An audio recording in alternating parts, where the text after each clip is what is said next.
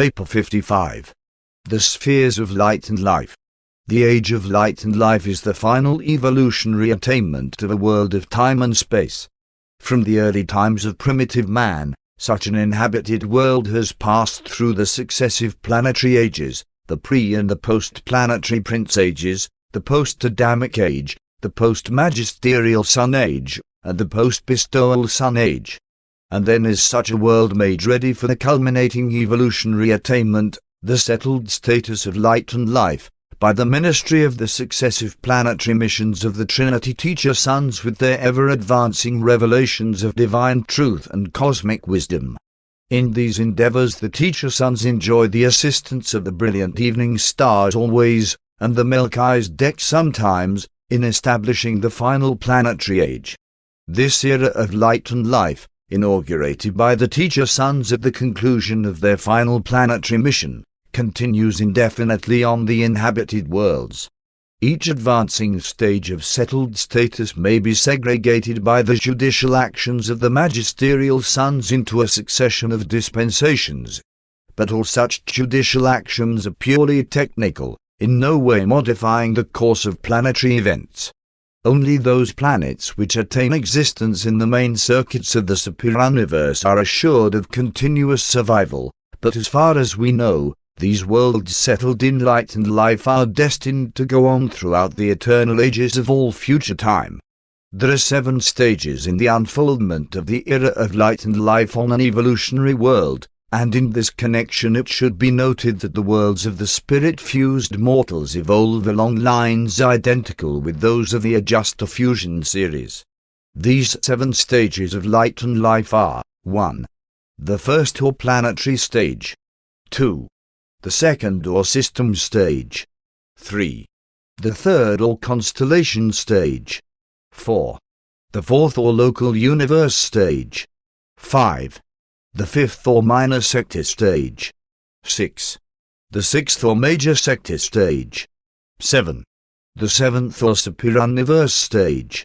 At the conclusion of this narrative, these stages of advancing development are described as they relate to the universe organization, but the planetary values of any stage may be attained by any world quite independent of the development of other worlds or of the superplanetary levels of universe administration. 1. The Morontia Temple. The presence of a Morontia Temple at the capital of an inhabited world is the certificate of the admission of such a sphere to the settled ages of light and life. Before the Teacher Sons leave a world at the conclusion of their terminal mission, they inaugurate this final epoch of evolutionary attainment. They preside on that day when the Holy Temple comes down upon earth. This event, signalizing the dawn of the era of light and life, is always honored by the personal presence of the paradise bestowal son of that planet, who comes to witness this great day. There in this temple of unparalleled beauty, this bestowal son of paradise proclaims the long-time planetary prince as the new planetary sovereign and invests such a faithful Anandek son with new powers and extended authority over planetary affairs. The system sovereign is also present and speaks in confirmation of these pronouncements. A Morontia Temple has 3 parts. Centermost is the sanctuary of the paradise bestowal son. On the right is the seat of the former planetary prince, now planetary sovereign, and when present in the temple, this Lananandek son is visible to the more spiritual individuals of the realm. On the left is the seat of the acting chief of final items attached to the planet. Although the planetary temples have been spoken of as coming down from heaven, in reality no actual material is transported from the system headquarters. The architecture of each is worked out in miniature on the system capital, and the Morontia power supervisors subsequently bring these approved plans to the planet. Here, in association with the master physical controllers, they proceed to build the Morontia Temple according to specifications. The average Morontia Temple seats about 300,000 spectators. These edifices are not used for worship, play, or for receiving broadcasts. They are devoted to the special ceremonies of the planet, such as communications with the system sovereign or with the Most Highs, special visualization ceremonies designed to reveal the personality presence of spirit beings, and silent cosmic contemplation. The schools of cosmic philosophy here conduct their graduation exercises, and here also do the mortals of the realm receive planetary recognition for achievements of high social service and for other outstanding attainments. Such a Morontia Temple also serves as the place of assembly for witnessing the translation of living mortals to the Morontia existence.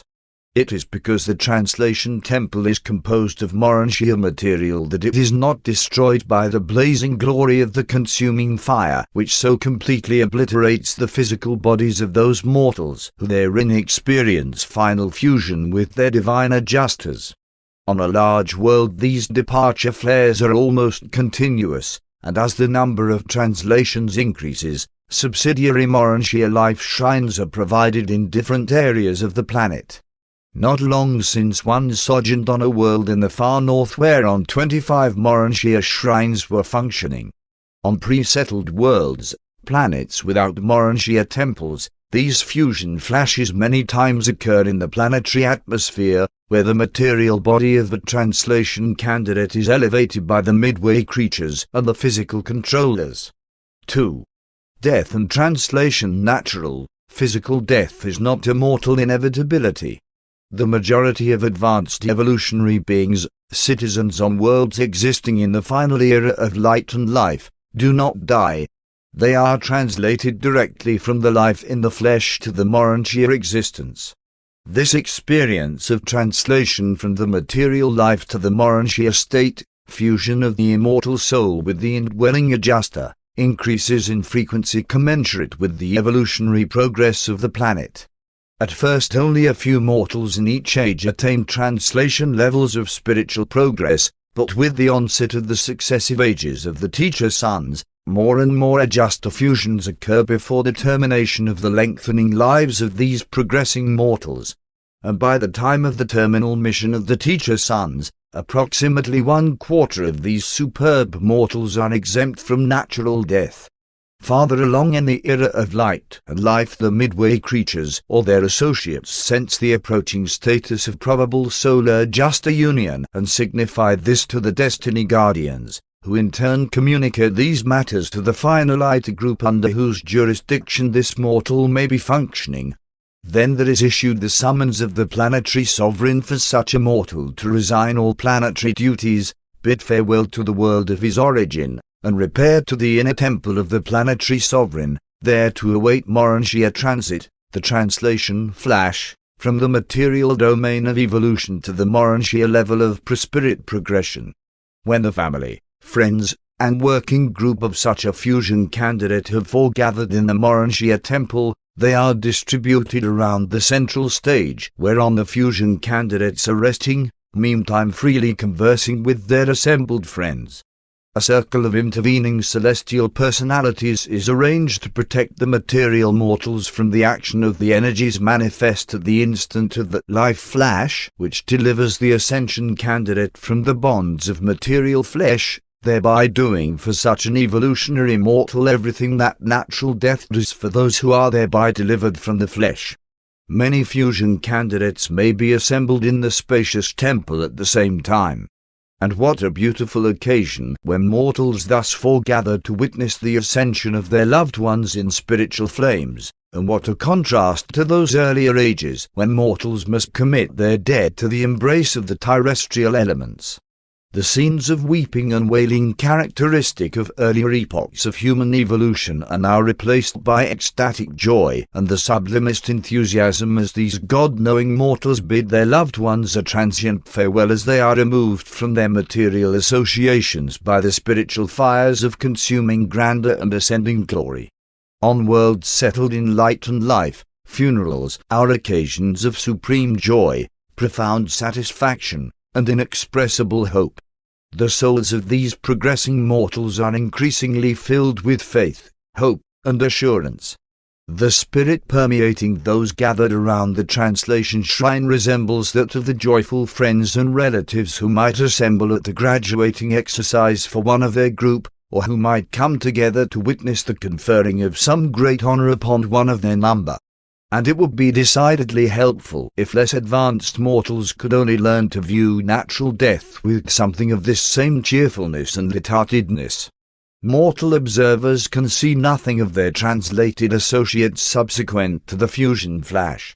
Such translated souls proceed by a just transit direct to the resurrection hall of the appropriate Morontia training world.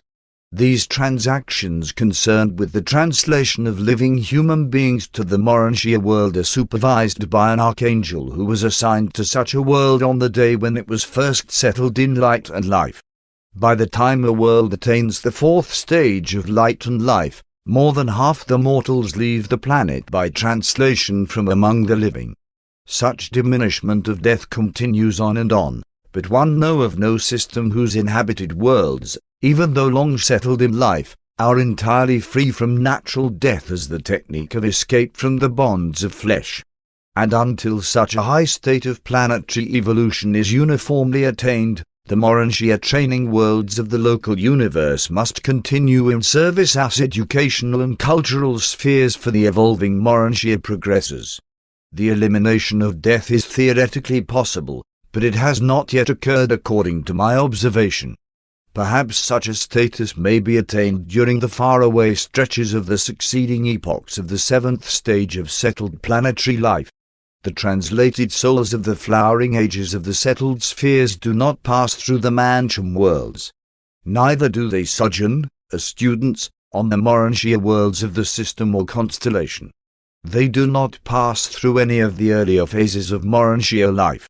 They are the only ascending mortals who so nearly escape the Morontia transition from material existence to semi-spirit status. The initial experience of such sun-seized mortals in the ascension career is in the services of the progression worlds of the universe headquarters. And from these study worlds of Salvington they go back as teachers to the very worlds they passed by, subsequently going on inward to paradise by the established route of mortal ascension. Could you but visit a planet in an advanced stage of development, you would quickly grasp the reasons for providing for the differential reception of ascending mortals on the mansion and higher Morontia worlds. You would readily understand that beings passing on from such highly evolved spheres are prepared to resume their paradise ascent far in advance of the average mortal arriving from a disordered and backward world like Urantia. No matter from what level of planetary attainment human beings may ascend to the Morontia worlds, the seven mansion spheres afford them ample opportunity to gain in experience as teacher-students all of everything which they failed to pass through because of the advanced status of their native planets. The universe is unfailing in the application of these equalizing techniques designed to ensure that no ascender shall be deprived of aught which is essential to his ascension experience. 3.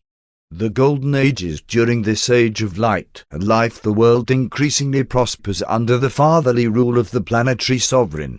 By this time the worlds are progressing under the momentum of one language, one religion, and, on normal spheres, one race. But this age is not perfect. These worlds still have well-appointed hospitals, homes for the care of the sick. There still remain the problems of caring for accidental injuries and the inescapable infirmities attendant upon the decrepitude of old age and the disorders of senility. Disease has not been entirely vanquished, neither have the earth animals been subdued in perfection.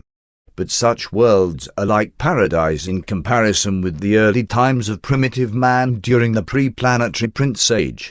You would instinctively describe such a realm, could you be suddenly transported to a planet in this stage of development, as heaven on earth. Human government in the conduct of material affairs continues to function throughout this age of relative progress and perfection. The public activities of a world in the first stage of light and life which one recently visited were financed by the tithing technique. Every adult worker, and all able-bodied citizens worked at something, paid 10% of his income or increased the public treasury, and it was disbursed as follows: 1. 3% was expended in the promotion of truth, science, education, and philosophy. 2. 3% was devoted to beauty, play, social leisure, and art. 3. 3% was dedicated to goodness, social service, altruism, and religion. 4. 1% was assigned to the insurance reserves against the risk of incapacity for labor resultant from accident, disease, old age, or unpreventable disasters. The natural resources of this planet were administered as social possessions, community property. On this world the highest honor conferred upon a citizen was the Order of Supreme Service, being the only degree of recognition ever to be granted in the Morontia Temple. This recognition was bestowed upon those who had long distinguished themselves in some phase of supermaterial discovery or planetary social service. The majority of social and administrative posts were held jointly by men and women. Most of the teaching was also done jointly. Likewise, all judicial trusts were discharged by similar associated couples. On these superb worlds the childbearing period is not greatly prolonged. It is not best for too many years to intervene between the ages of a family of children. When close together in age, children are able to contribute much more to their mutual training. And on these worlds they are magnificently trained by the competitive systems of keen striving in the advanced domains and divisions of diverse achievement in the mastery of truth, beauty, and goodness. Never fear but that even such glorified spheres present plenty of evil, real and potential, which is stimulative of the choosing between truth and error, good and evil, sin and righteousness. Nevertheless, there is a certain, inevitable penalty attaching to mortal existence on such advanced evolutionary planets. When a settled world progresses beyond the third stage of light and life, all ascenders are destined, before attaining the minor sector, to receive some sort of transient assignment on a planet passing through the earlier stages of evolution. Each of these successive ages represents advancing achievements in all phases of planetary attainment. In the initial age of light the revelation of truth was enlarged to embrace the workings of the universe of universes, while the deity study of the second age is the attempt to master the protean concept of the nature, mission, ministry, associations, origin, and destiny of the Creator Sons, the first level of God the Sevenfold. A planet the size of Urantia, when fairly well settled, would have about 100 sub-administrative centers. These subordinate centers would be presided over by one of the following groups of qualified administrators. 1. Young material sons and daughters brought from the system headquarters to act as assistants to the ruling Adam and Eve. 2. The progeny of the semi-mortal staff of the planetary prince who were procreated on certain worlds for this and other similar responsibilities. 3. The direct planetary progeny of Adam and Eve. 4. Materialized and humanized midway creatures. 5. Mortals of adjuster fusion status who, upon their own petition, are temporarily exempted from translation by the order of the personalized adjuster of universe chieftainship in order that they may continue on the planet in certain important administrative posts. 6. Specially trained mortals of the planetary schools of administration who have also received the order of supreme service of the Morontia Temple. 7. Certain elective commissions of 3 properly qualified citizens who are sometimes chosen by the citizenry by direction of the planetary sovereign in accordance with their special ability to accomplish some definite task which is needful in that particular planetary sector. The great handicap confronting Urantia in the matter of attaining the high planetary destiny of light and life is embraced in the problems of disease, degeneracy, war, multicolored races, and multilingualism. No evolutionary world can hope to progress beyond the first stage of settledness in light until it has achieved one language, one religion, and one philosophy. Being of one race greatly facilitates such achievement, but the many peoples of Urantia do not preclude the attainment of higher stages. 4. Administrative readjustments in the successive stages of settled existence. The inhabited worlds make marvelous progress under the wise and sympathetic administration of the volunteer corps of the finality, ascenders of paradise attainment who have come back to minister to their brethren in the flesh. These finalizers are active in cooperation with the Trinity Teacher Sons, but they do not begin their real participation in world affairs until the Morontia Temple appears on Earth. Upon the formal inauguration of the planetary ministry of the Court of the Finality, the majority of the celestial hosts withdraw. But the seraphic guardians of destiny continue their personal ministry to the progressing mortals in light. Indeed, such angels come in ever-increasing numbers throughout the settled ages, since larger and larger groups of human beings reach the third cosmic circle of coordinate mortal attainment during the planetary lifespan. This is merely the first of the successive administrative adjustments which attend the unfolding of the successive ages of increasingly brilliant attainment on the inhabited worlds as they pass from the first to the seventh stage of settled existence. 1. The first stage of light and life. A world in this initial settled stage is being administered by 3 rulers, the planetary sovereign, presently to be advised by a counseling Trinity Teacher Son, in all probability the chief of the terminal core of such sons to function on the planet. B. The chief of the planetary core of finalizers. C.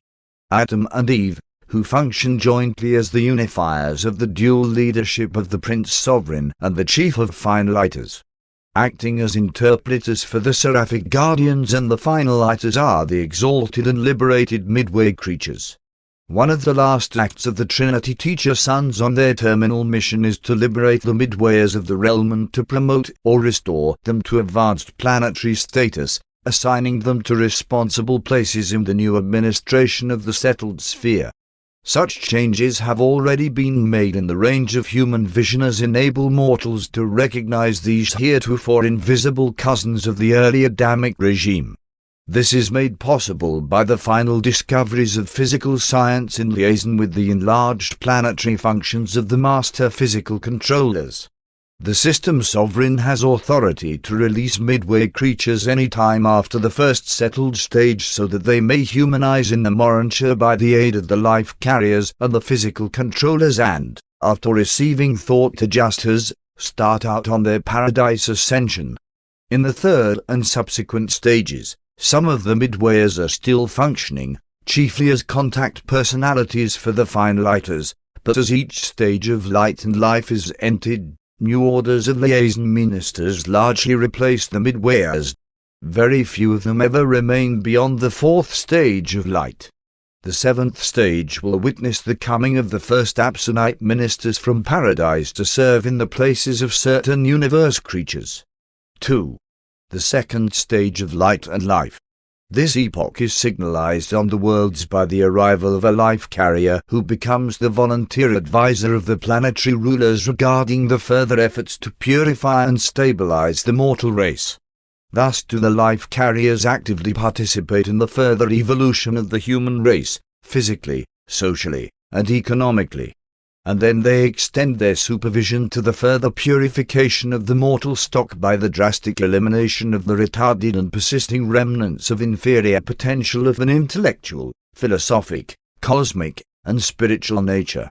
Those who design and plant life on an inhabited world are fully competent to advise the material sons and daughters, who have full and unquestioned authority to purge the evolving race of all detrimental influences.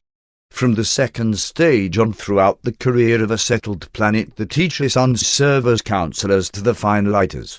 During such missions they serve as volunteers and not by assignment. And they serve exclusively with the finalite accord except that, upon the consent of the system sovereign, they may be had as advisors to the planetary Adam and Eve. 3. The 3rd stage of light and life. During this epoch the inhabited worlds arrive at a new appreciation of the Ancients of Days, the 2nd phase of God the Sevenfold, and the representatives of these superior universe rulers enter into new relationships with the planetary administration. In each succeeding age of settled existence the finalizers function in ever-increasing capacities. There exists a close working connection between the finalizers, the evening stars, the super angels, and the Trinity Teacher Sons. During this or the following age a Teacher Son, assisted by the ministering spirit quartet, becomes attached to the elective mortal chief executive, who now becomes associated with the planetary sovereign as joint administrator of world affairs. These mortal chief executives serve for 25 years of planetary time, and it is this new development that makes it easy for the planetary Adam and Eve to secure release from their world of long-time assignment during the following ages. The ministering spirit quartets consist of the seraphic chief of the sphere, the superuniverse seraphic counselor, the archangel of translations, and the omniaphim who functions as the personal representative of the assigned sentinel stationed on the system headquarters. But these advisors never proffer counsel unless it is asked for. 4. The fourth stage of light and life. On these worlds the Trinity Teacher Sons appear in new roles. Assisted by the creature Trinitized Sons so long associated with their order, they now come to the worlds as volunteer counselors and advisors to the planetary sovereign and his associates. Such couples, Paradise Haven the Trinitized Sons and Ascender Trinitized Sons, represent differing universe viewpoints and diverse personal experiences which are highly serviceable to the planetary rulers.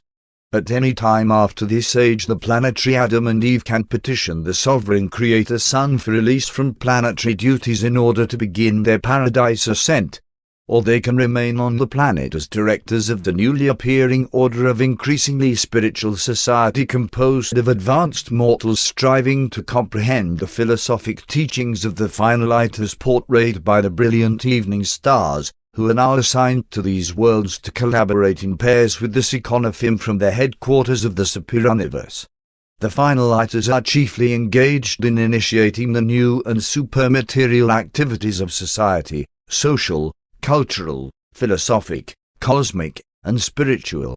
As far as we can discern, they will continue this ministry far into the seventh epoch of evolutionary stability, when, possibly, they may go forth to minister in outer space, whereupon we conjecture their places may be taken by absolute beings from paradise.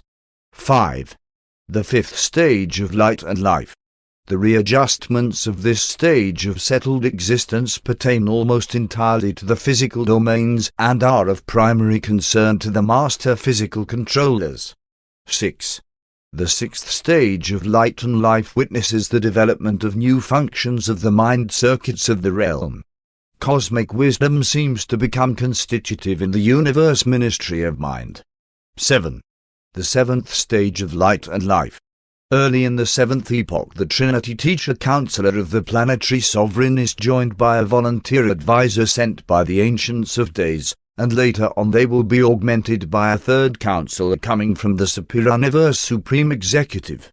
During this epoch, if not before, Adam and Eve are always relieved of planetary duties.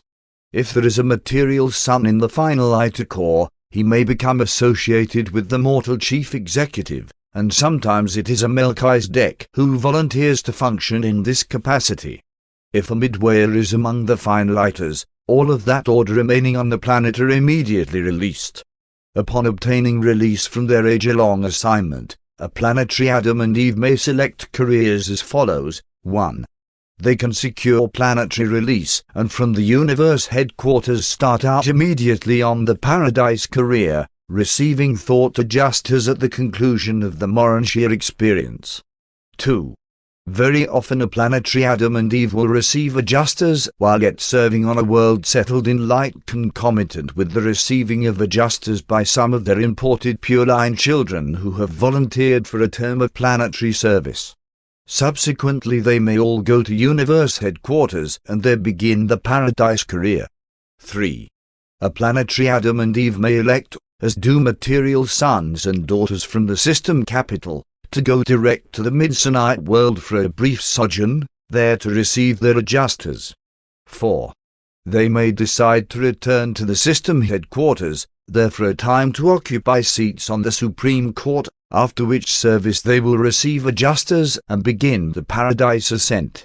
5.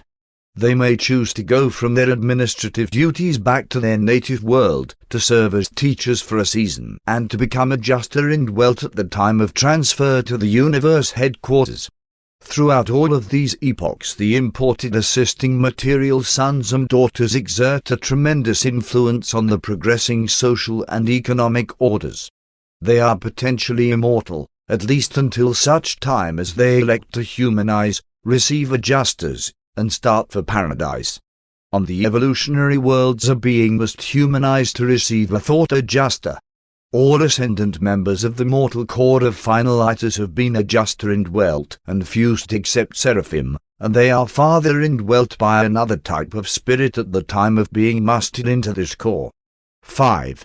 The acme of material development, mortal creatures living on a sin-stricken, evil-dominated, self-seeking, isolated world, such as Urantia, can hardly conceive of the physical perfection, the intellectual attainment, and the spiritual development which characterize these advanced epochs of evolution on a sinless sphere. The advanced stages of a world settled in light and life represent the acme of evolutionary material development. On these cultured worlds, gone are the idleness and friction of the earlier primitive ages. Poverty and social inequality have all but vanished, degeneracy has disappeared, and delinquency is rarely observed. Insanity has practically ceased to exist, and feeble-mindedness is a rarity. The economic, social, and administrative status of these worlds is of a high and perfected order. Science, art, and industry flourish, and society is a smoothly working mechanism of high material, intellectual, and cultural achievement. Industry has been largely diverted to serving the higher aims of such a superb civilization. The economic life of such a world has become ethical. War has become a matter of history, and there are no more armies or police forces. Government is gradually disappearing. Self-control is slowly rendering laws of human enactment obsolete. The extent of civil government and statutory regulation, in an intermediate state of advancing civilization, is in inverse proportion to the morality and spirituality of the citizenship. Schools are vastly improved and are devoted to the training of mind and the expansion of soul. The art centers are exquisite and the musical organizations superb. The temples of worship with their associated schools of philosophy and experiential religion are creations of beauty and grandeur. The open-air arenas of worship assembly are equally sublime in the simplicity of their artistic appointment. The provisions for competitive play, humor, and other phases of personal and group achievement are ample and appropriate. A special feature of the competitive activities on such a highly cultured world concerns the efforts of individuals and groups to excel in the sciences and philosophies of cosmology. Literature and oratory flourish, and language is so improved as to be symbolic of concepts as well as to be expressive of ideas. Life is refreshingly simple. Man has at last coordinated a high state of mechanical development with an inspiring intellectual attainment and has overshadowed both with an exquisite spiritual achievement. The pursuit of happiness is an experience of joy and satisfaction. 6. The individual mortal. As worlds advance in the settled status of light and life, society becomes increasingly peaceful. The individual, while no less independent and devoted to his family, has become more altruistic and fraternal. On Urantia, and as you are, you can have little appreciation of the advanced status and progressive nature of the enlightened races of these perfected worlds. These people are the flowering of the evolutionary races. But such beings are still mortal. They continue to breathe, eat, sleep, and drink. This great evolution is not heaven, but it is a sublime foreshadowing of the divine worlds of the paradise ascent. On a normal world, the biologic fitness of the mortal race was long since brought up to a high level during the post-Adamic epochs, and now, from age to age throughout the settled eras, the physical evolution of man continues. Both vision and hearing are extended. By now the population has become stationary in numbers. Reproduction is regulated in accordance with planetary requirements and innate hereditary endowments. The mortals on a planet during this age are divided into from 5 to 10 groups, and the lower groups are permitted to produce only 1/2 as many children as the higher. The continued improvement of such a magnificent race throughout the era of light and life is largely a matter of the selective reproduction of those racial strains which exhibit superior qualities of a social, philosophic, cosmic, and spiritual nature. The adjusters continue to come as in former evolutionary eras, and as the epochs pass, these mortals are increasingly able to commune with the indwelling Father fragment. During the embryonic and prespiritual stages of development, the adjutant mind spirits are still functioning. The Holy Spirit and the ministry of angels are even more effective as the successive epochs of settled life are experienced. In the fourth stage of light and life, the advanced mortals seem to experience considerable conscious contact with the spirit presence of the Master Spirit of superuniverse jurisdiction, while the philosophy of such a world is focused upon the attempt to comprehend the new revelations of God the Supreme. More than one half of the human inhabitants on planets of this advanced status experience translation to the Morontia state from among the living. Even so, old things are passing away. Behold, all things are becoming new. We conceive that physical evolution will have attained its full development by the end of the fifth epoch of the light and life era. We observe that the upper limits of spiritual development associated with evolving human mind are determined by the adjuster fusion level of conjoint Morontia values and cosmic meanings. But concerning wisdom, while we do not really know, we conjecture that there can never be a limit to intellectual evolution and the attainment of wisdom. On a seventh stage world, wisdom can exhaust the material potentials, enter upon motor insight, and eventually even taste of absolute grandeur. We observe that on these highly evolved and long seventh stage worlds human beings fully learn a local universe language before they are translated, and one have visited a few very old planets where abandoners were teaching the older mortals the tongue of the superuniverse. And on these worlds one have observed the technique whereby the absolute personalities reveal the presence of the finalizers in the Morontia Temple. This is the story of the magnificent goal of mortal striving on the evolutionary worlds, and it all takes place even before human beings enter upon their Morontia careers. All of this splendid development is attainable by material mortals on the inhabited worlds, the very first stage of that endless and incomprehensible career of paradise ascension and divinity attainment.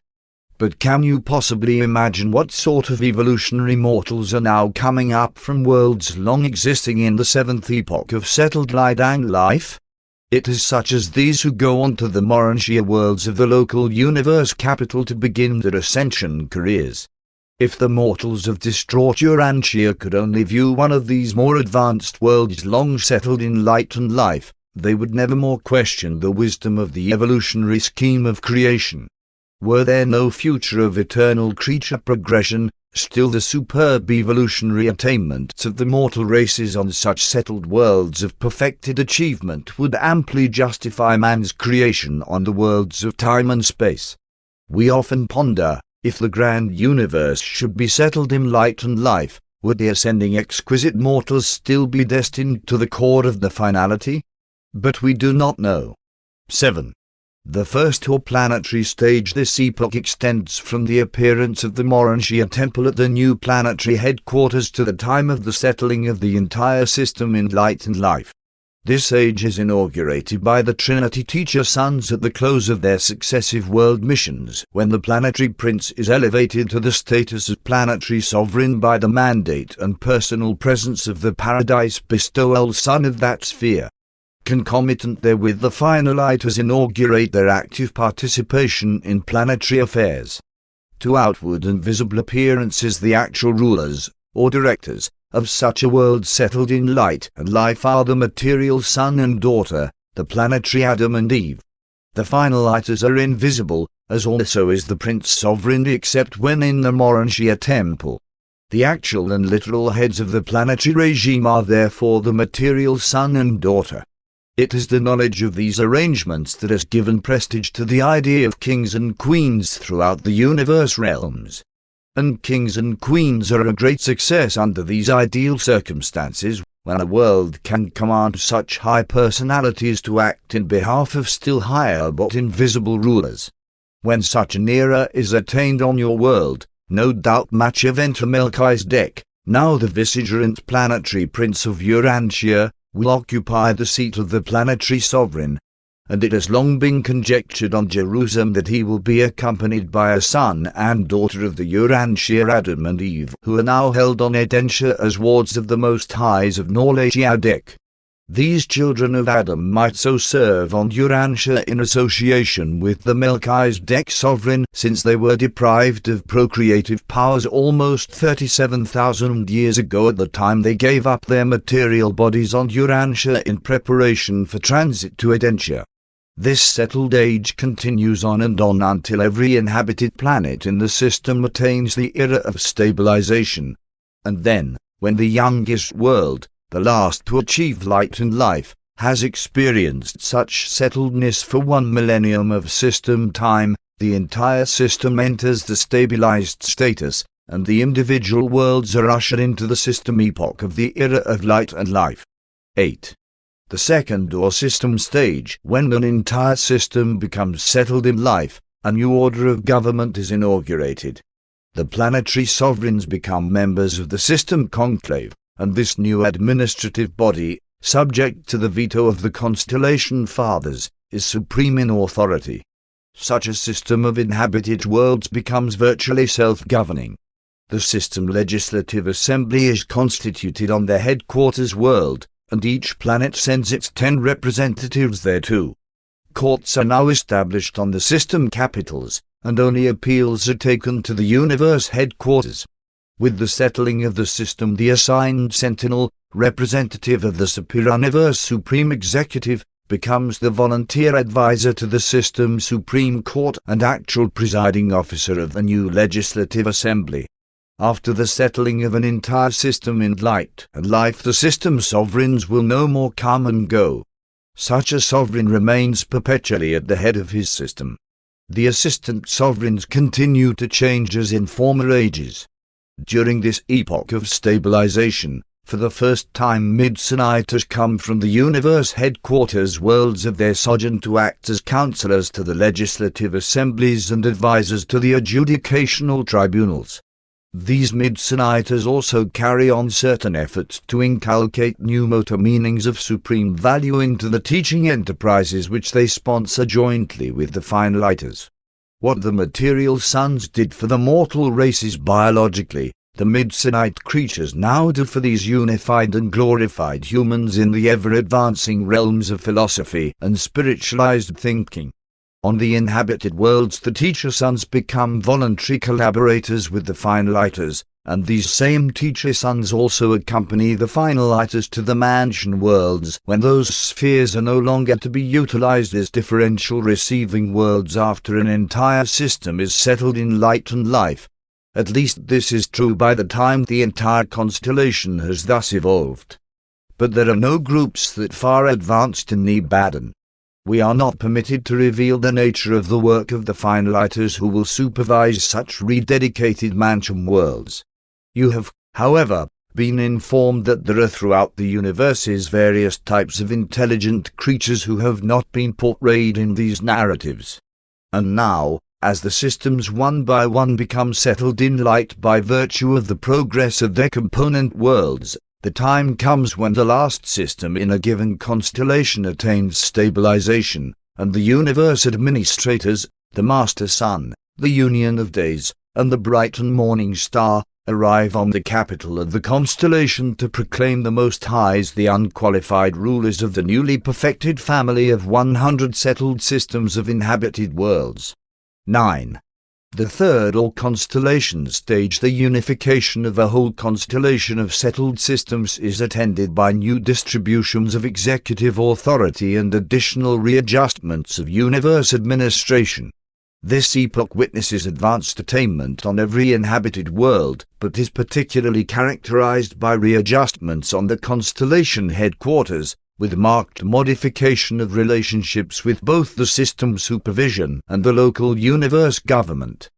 During this age, many constellation and universe activities are transferred to the system capitals, and the representatives of the superior universe assume new and more intimate relations with the planetary, system, and universe rulers. Concomitant with these new associations, certain superior universe administrators establish themselves on the constellation capitals as volunteer advisors to the Most High Fathers. When a constellation is thus settled in light, the legislative function ceases, and the House of System Sovereigns, presided over by the Most Highs, functions instead. Now, for the first time, such administrative groups deal directly with the superior universe government in matters pertaining to Havana and Paradise relationships. Otherwise, the constellation remains related to the local universe as before. From stage to stage in the settled life, the Univitation continue to administer the constellation Morontia worlds. As the ages pass, the constellation fathers take over more and more of the detailed administrative or supervising functions which were formerly centered on the universe headquarters.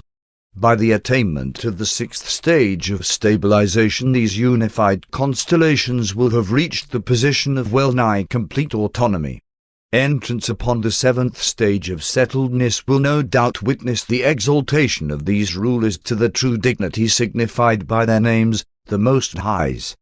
To all intents and purposes, the constellations will then deal directly with the superior universe rulers, while the local universe government will expand to grasp the responsibilities of new grand universe obligations.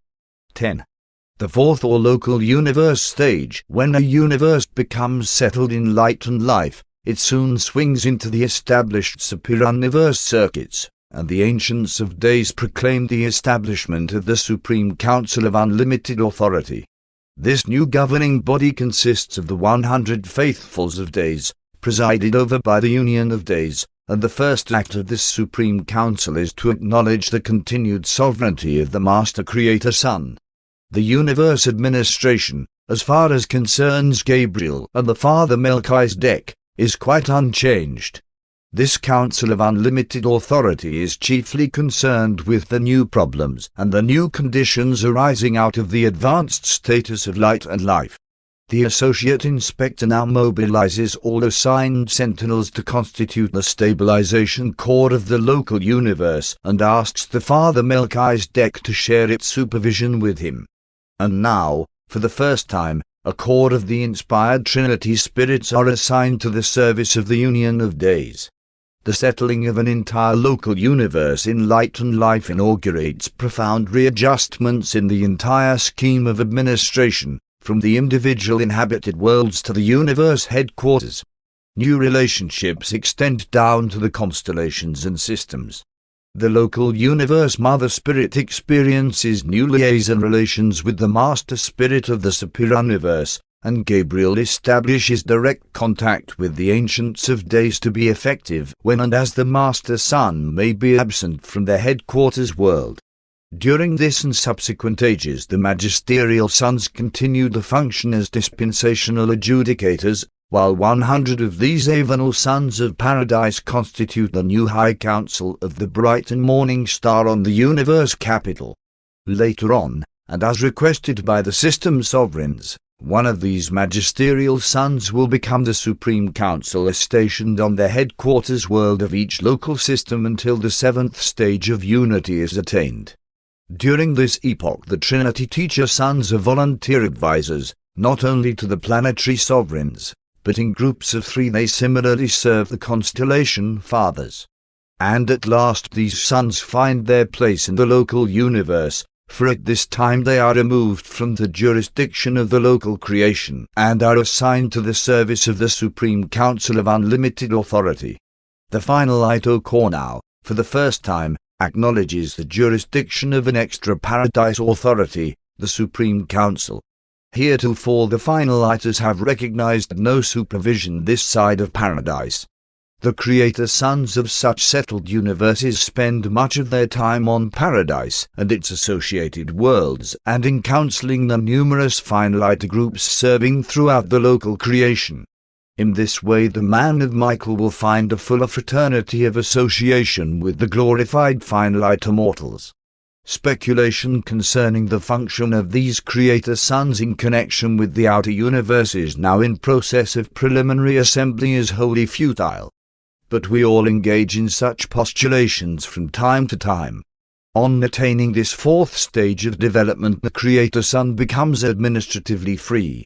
The divine minister is progressively blending her ministry with that of the superuniverse master spirit and the infinite spirit. There seems to be evolving a new and sublime relationship between the creator sun, the creative spirit, the evening stars, the teacher suns, and the ever-increasing final core. If Michael should ever leave Nebadan, Gabriel would undoubtedly become chief administrator with the Father Melchizedek as his associate. At the same time, new status would be imparted to all orders of permanent citizenship, such as material suns, Univitatia, Medicinitas, Cessatia, and spirit-fused mortals. But as long as evolution continues, the seraphim and the archangels will be required in universe administration. We are, however, satisfied regarding two features of our speculations. If the creator suns are destined to the outer universes, the divine ministers will undoubtedly accompany them. We are equally sure that the Melchizedeks are to remain with the universes of their origin. We hold that the Melchizedeks are destined to play ever-increasingly responsible parts in local universe government and administration. 11. The minor and major sector stages. Minor and major sectors of the superuniverse do not figure directly in the plan of being settled in light and life. Such an evolutionary progression pertains primarily to the local universe as a unit and concerns only the components of a local universe. A superuniverse is settled in light and life when all of its component local universes are thus perfected. But not one of the 7 superuniverses has attained a level of progression even approaching this. The minor sector age. As far as observations can penetrate, the 5th or minor sector stage of stabilization has exclusively to do with physical status and with the coordinate settling of the 100 associated local universes in the established circuits of the superuniverse. Apparently none but the power centers and their associates are concerned in these realignments of the material creation. The major sector age. Concerning the 6th stage, or major sector stabilization, we can only conjecture since none of us have witnessed such an event. Nevertheless, we can postulate much concerning the administrative and other readjustments which would probably accompany such an advanced status of inhabited worlds and their universe groupings. Since the minor sector status has to do with coordinate physical equilibrium, we infer that major sector unification will be concerned with certain new intellectual levels of attainment, possibly some advanced achievements in the supreme realization of cosmic wisdom. We arrive at conclusions regarding the readjustments which would probably attend the realization of hitherto unattained levels of evolutionary progress by observing the results of such achievements on the individual worlds and in the experiences of individual mortals living on these older and highly developed spheres. Let it be made clear that the administrative mechanisms and governmental techniques of a universe or a superuniverse cannot in any manner limit or retard the evolutionary development or spiritual progress of an individual inhabited planet or of any individual mortal on such a sphere. In some of the older universes we find worlds settled in the 5th and the 6th stages of light and life, even far extended into the 7th epoch, whose local systems are not yet settled in light. Younger planets may delay system unification, but this does not in the least handicap the progress of an older and advanced world. Neither can environmental limitations, even on an isolated world, thwart the personal attainment of the individual mortal. Jesus of Nazareth, as a man among men, personally achieved the status of light and life over 1900 years ago on Urantia. It is by observing what takes place on long-settled worlds that we arrive at fairly reliable conclusions as to what will happen when a whole superuniverse is settled in light, even if we cannot safely postulate the event of the stabilization of the 7 superuniverses. 12. The seventh or superuniverse stage. We cannot positively forecast what would occur when a superuniverse became settled in light, because such an event has never factualized. From the teachings of the Melchizedeks, which have never been contradicted, we infer that sweeping changes will be made in the entire organization and administration of every unit of the creations of time and space, extending from the inhabited worlds to the superuniverse headquarters. It is generally believed that large numbers of the otherwise unattached creature Trinitized sons are to be assembled on the headquarters and divisional capitals of the settled superuniverses. This may be in anticipation of the sometime arrival of outer spacers on their way into haven and paradise. But we really do not know. If and when a superuniverse should be settled in light and life, we believe that the now advisory unqualified supervisors of the Supreme would become the high administrative body on the headquarters world of the superuniverse. These are the personalities who are able to contact directly with the absent administrators, who will forthwith become active in the settled superuniverse. Although these unqualified supervisors have long functioned as advisors and counselors in advanced evolutionary units of creation, they do not assume administrative responsibilities until the authority of the Supreme Being becomes sovereign.